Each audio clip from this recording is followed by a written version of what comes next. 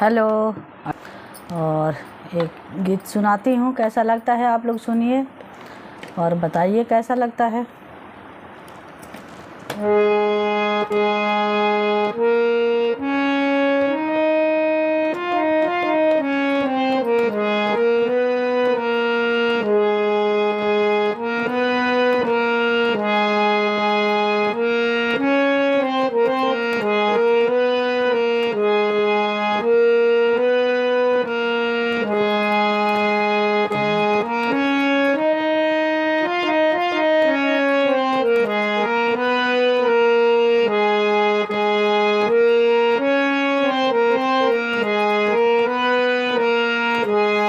लाली लाली ओठावा से बरसे ललैया हो की रस चुएला, हो की रस चुएला। जैसे आमावा के मोजारा से रस चुएला, हो की रस चुएला। लाले लाले ओठावा से बरसे ललैया हो की रस चुएला, हो की रस चुएला। जैसे आमावा के मोजारा से रस चुएला, हो की रस चुएला। लागे वाली बतिया ना बोल मोरे राजा, हो करे जा छुएला, हो करे जा छुएला। तोहार मीठी मीठी बोलिया करे जा छुएला, हो करे जा छुएला। जैसे आमावा के मोजारा से रस चुएला, हो की रस चुएला।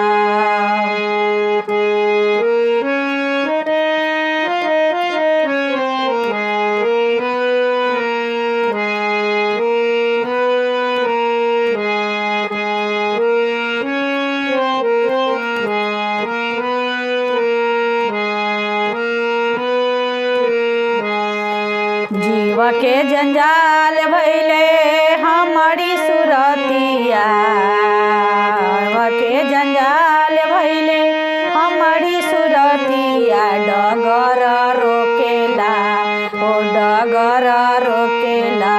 जैसे आमावा के मोजारा से रस चुएला, हो की रस चुएला। जैसे आमावा के मोजारा से रस चुएला, हो की रस चुएला।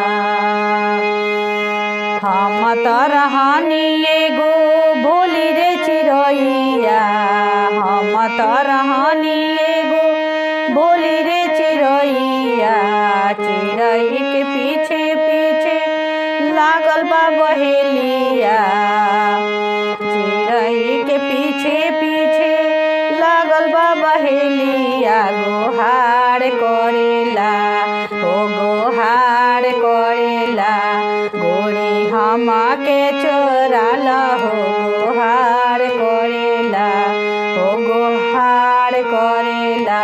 ताहार मीठी मीठी बोलिया करे जा छुएला, हो करे जा छुएला। जैसे आमावा के मोजारा से रस चुएला, हो की रस चुएला। लागे वाली बतिया ना बोल मोरे राजा, हो करे जा छुएला, हो करे जा छुएला। तोहार नैनी बोलिया करे जा छुएला, हो करे जा छुएला।